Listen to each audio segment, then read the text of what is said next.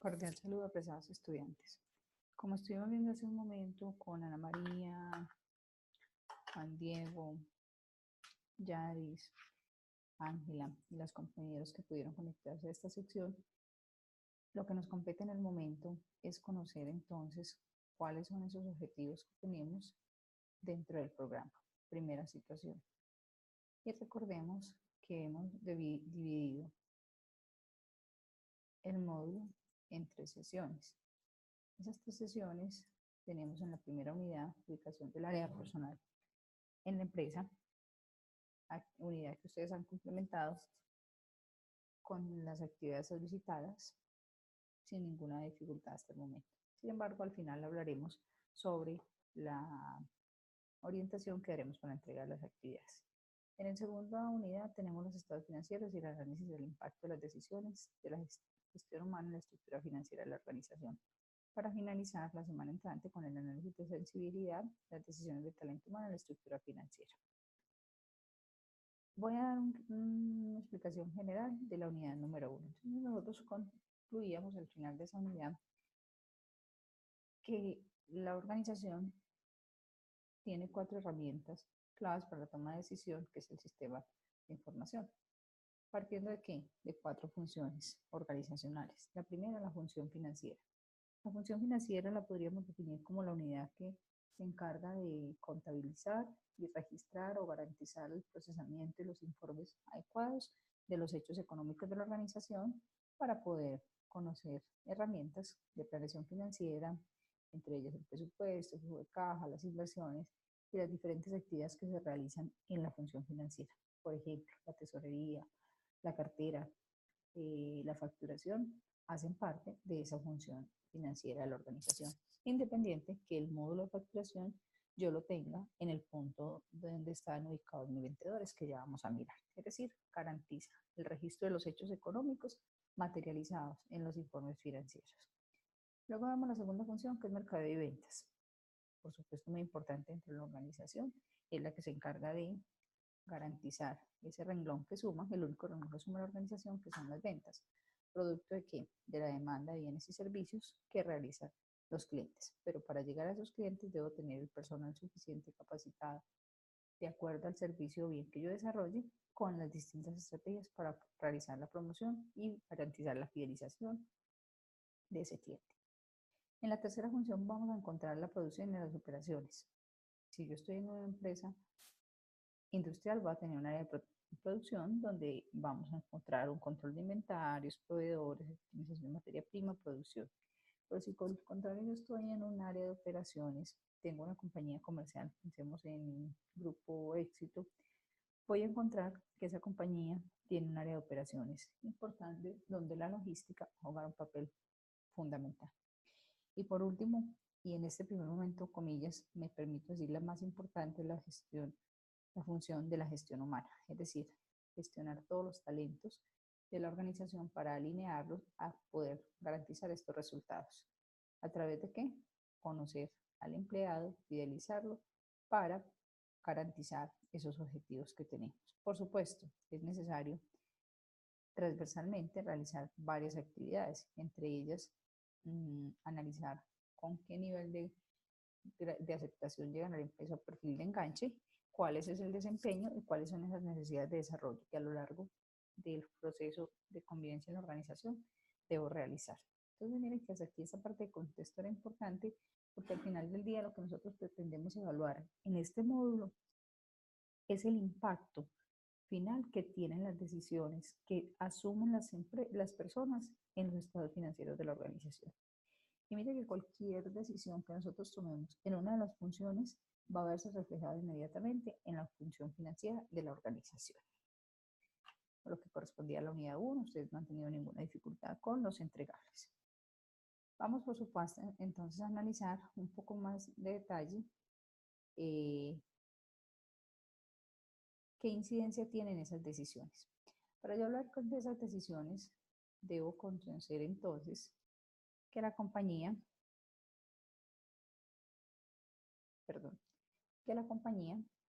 debe definir un esquema para el direccionamiento estratégico. Y hacía la pregunta de que si una compañía que no tenga explícitamente el direccionamiento estratégico funcionaba o no, y las múltiples participaciones de los asistentes en el principio era que no.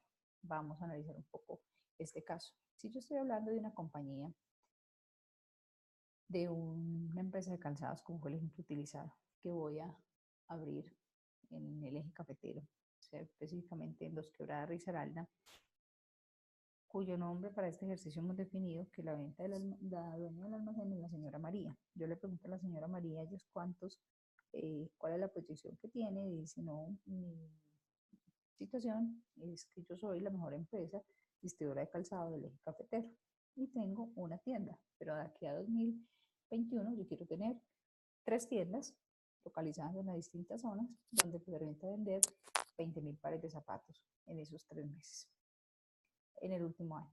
Así las cosas, yo defino unos horizontes o unos escenarios donde voy a plasmar ese pensamiento estratégico. Sigo analizando el caso de doña María.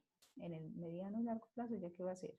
Va a definir cuáles son esos objetivos, crecimiento, y cuáles son esos planes de acción estratégico para lograr ese crecimiento en función de sus capacidades comerciales y operativas, así como las financieras que le permitan conseguir esos objetivos. Voy de alguna manera descendiendo esta información para lograr los objetivos, que a su vez tengo que acompañarla de ¿qué? De un seguimiento continuo. Un escenario un poco más cercano va a definirse de 3 a 5 años, donde estamos evaluando todo el plan táctico. ¿Cuál es la estrategia? ¿Cómo voy a llegar? ¿Cuáles son las metas? ¿Y cuáles son esos planes de acción? Si en nuestro mismo ejercicio estamos hablando de llegar a vender 20.000 pares de zapatos, entonces tenemos que definir cuántas tiendas, ya dijimos 3 en principio, en qué sitios, cómo los vamos a abrir, con cuál figura comercial, logística, etcétera, cuántas personas y demás. Una vez definidas estas actividades, pues entonces ya vamos a la gerencia del día a día o el presupuesto, que es lo mismo que el plan operativo, que no es otra cosa distinta que a colocarle unas acciones, unas actividades y unos valores económicos para poder hacer el seguimiento. Entonces, si volvemos al ejemplo de doña María tiene claro qué quiere hacer ella con su negocio, hacia dónde quiere llegar. Sabe a qué se dedica, sabe cómo lo hace, sabe dónde quiere estar en 3 años, sabe qué requiere, identifica las oportunidades, tiene un direccionamiento claro. La pregunta era, ¿lo tiene explícito? No, ella es única socia, por lo tanto, no ha hecho en este momento ninguna documentación del proceso. Entonces, a la pregunta, ¿puede una empresa funcionar sin un direccionamiento estratégico explícito? La respuesta es sí. Ahora, ¿cuál es el nivel de riesgo que asume la empresa con este tipo de procedimiento? Y encontramos que si doña María, por un caso fortuito, fallece, entonces la compañía se ve afectada a una serie de dificultades por no tener un proceso explícito. Como diría Juan Diego, si por el contrario entonces pensamos que una compañía de mayor tamaño tuviera una situación similar y propone evaluar el caso de éxito, entonces encontraremos que ya es necesario, por los elementos que componen la compañía, tener un plan estratégico explícito. Cuando hace 2, 3 años el éxito decide salir del mercado local, recordemos que él está a nivel de Colombia y que tiene alrededor de 550 tiendas, decide salir a Sudamérica de compras, buscando almacenes de cadena en Argentina, Brasil y Uruguay, estaba definiendo esa estrategia, esa mega, a un tiempo mayor. Es decir, si viéramos desde la visión dónde quiere estar la compañía, entonces ya define unos nuevos nichos de mercado con unas acciones a seguir. ¿En cuánto tiempo? Estamos hablando que hay una proyección entre 5 y 10 años para poder identificar cuáles son esos elementos y esos planes de hacer. Entonces, de 5 a 10 años, eso no quiere decir que van a empezar a comprar ya, sino que es necesario preparar la organización, la estructura, desde el componente técnico, operativo, humano, financiero, tecnológico, para soportar ese crecimiento. Y vienen a desarrollar el plan táctico. ¿Cuál es cada una de esas estrategias?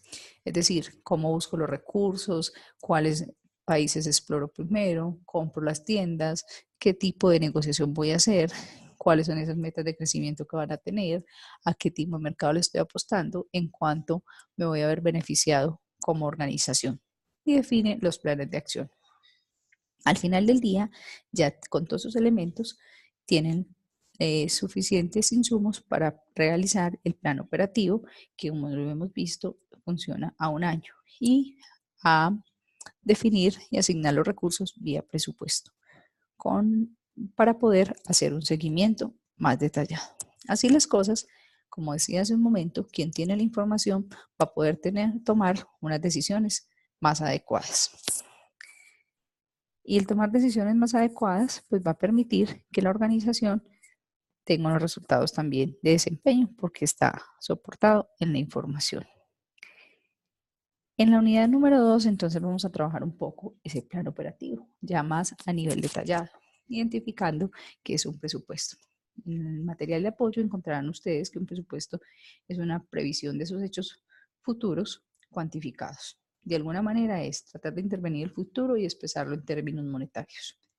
Unidades, dinero, planes, recursos, metas, planes de acción financiera.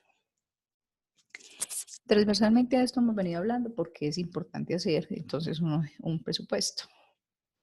¿Cuál es la manera de hacerla? Que hemos dado indicios de cómo recolectar la información y al final cómo hacer la evaluación.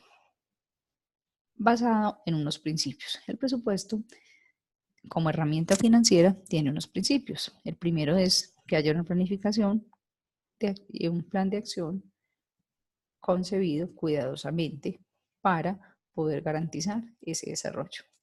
Que haya un equilibrio, es decir, que los ingresos y los gastos tengan un equilibrio proporcional. Yo no puedo tener un presupuesto donde tenga mayores gastos que el nivel de los ingresos porque no lo soportaría.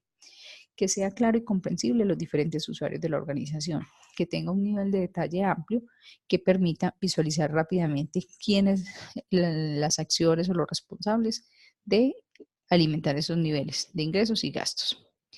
Debe ser formal, entonces ya estamos hablando que es necesario formalizar el documento, autorizar y aprobarlo. Exacto, programado y otra serie de características. Vienen unos tipos de presupuestos donde nosotros nos vamos a detener. Recordemos que el objetivo en este momento es conocer esa herramienta desde el área donde nosotros estamos trabajando.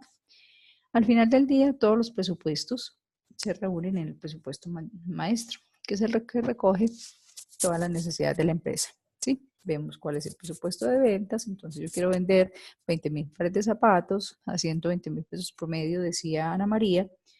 Significa que voy a vender promedio 2.400 millones de pesos. ¿Cómo voy a lograr entonces soportar eso? ¿Qué logística? En este caso recordemos que doña María no tiene área de producción, sino un área de operaciones. ¿Cómo lo va a lograr? ¿Cuáles son esas necesidades de compra? ¿Cuáles son esas necesidades de producción? En este caso no aplica para ella.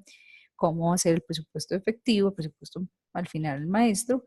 Y cómo hacer la prevención financiera de ese presupuesto efectivo y de las inversiones que se quiere para alcanzar esos objetivos.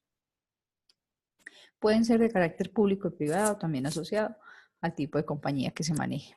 La función principal, ¿cuál es?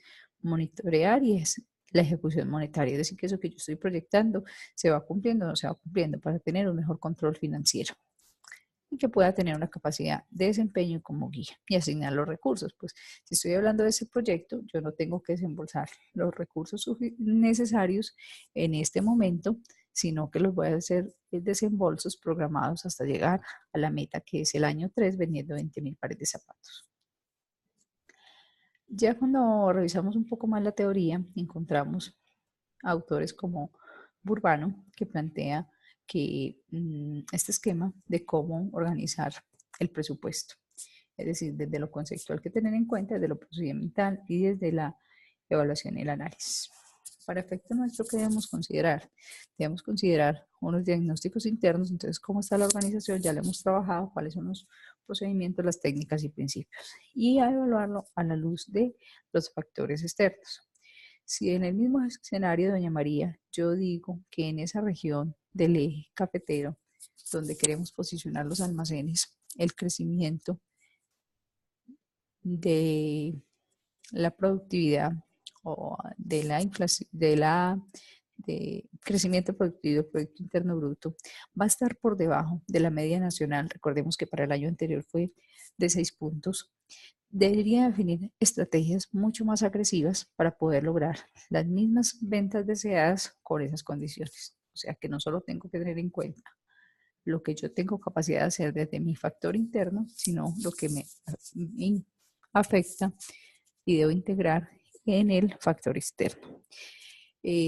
Crecimiento, entonces, en este caso. Si por el contrario estamos hablando de que doña María los zapatos los va a importar de una ciudad específica o un país específico de Europa, pensemos en Francia, porque son muy exclusivos, tendrá que tomar en cuenta las fluctuaciones, por ejemplo, del euro como referente para poder desarrollar su negocio. Si por el contrario estoy importando desde China, pues tendría que ser con base en el dólar, que es la moneda de referente, porque primero hago la conversión de pesos a dólares, de dólares a la moneda china y me regreso, más o menos para tener en cuenta un poco el tema de algunas variables macroeconómicas que van a afectar el desarrollo micro de la compañía. Y no menos importante, lo relacionado con tasas de interés, porque si yo tengo excedentes de tesorería, debo considerar qué hacer con ellos. Entonces, a grosso modo, serían los elementos a considerar en el presupuesto.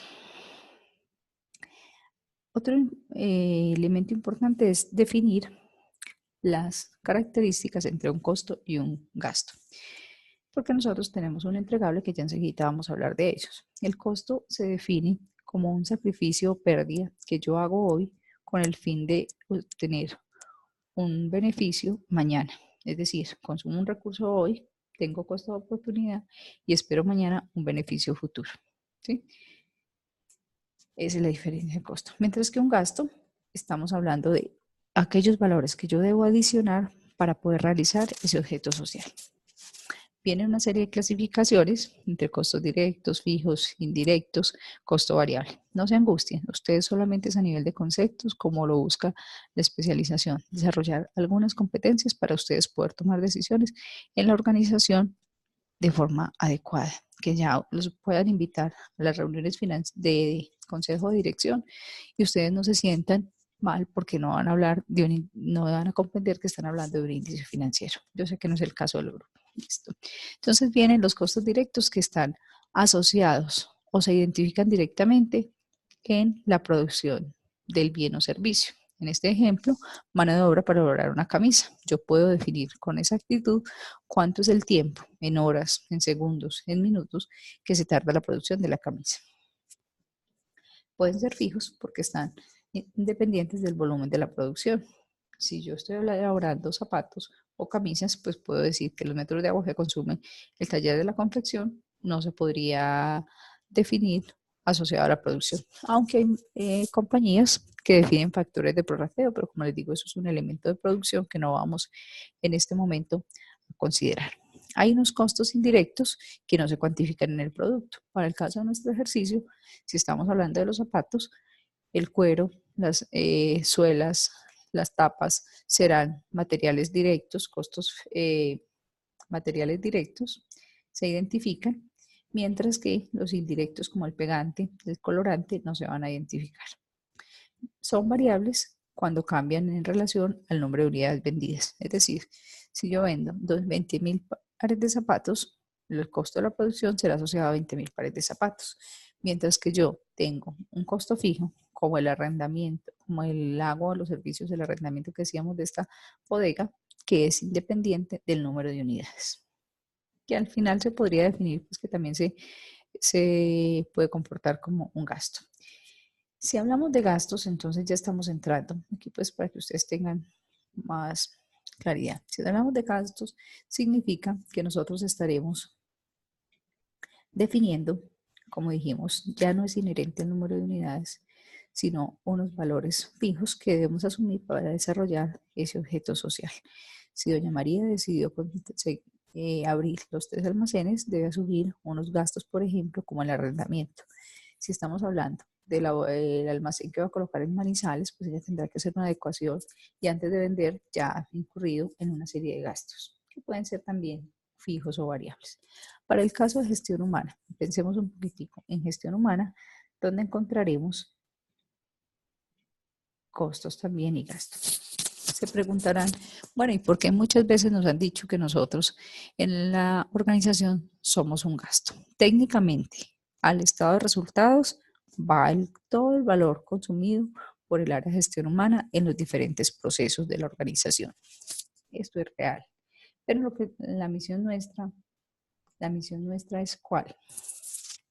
Valorar esas inversiones que se hacen vía rentabilidad, retorno de esa inversión, que es el documento que ustedes están leyendo como material complementario en este momento.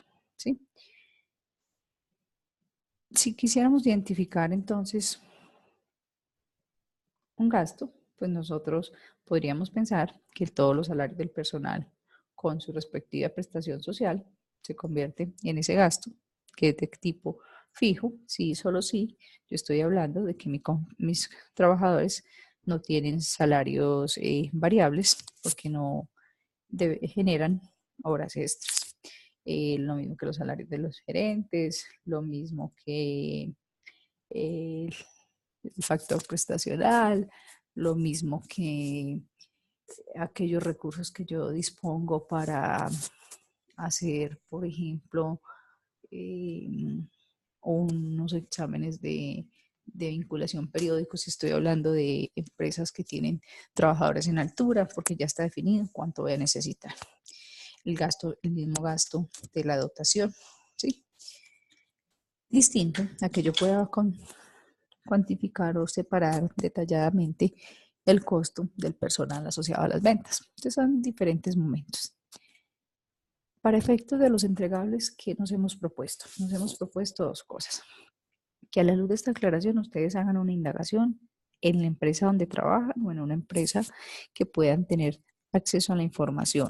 En caso de no tener acceso a la información, esta será simulada, porque mi interés es identificar estos elementos utilizados en el presupuesto y diferencias entre costos y gastos, es decir, que ustedes la pueden simular. Si usted me dice, yo quiero hacer el presupuesto de todo el área de talento humano, involucrar los procesos del área, voy a empezar a trabajar cada uno de ellos, maravilloso. Usted me dice, yo quiero hacer solo el presupuesto de talento humano para el área de capacitación donde requiero estos elementos, no hay ningún problema. Si por el contrario me dice, no, yo voy a trabajar mi presupuesto en función del área de talento humano, pero quiero analizar, veo con claridad que en la planta de producción se pueden identificar esos conceptos.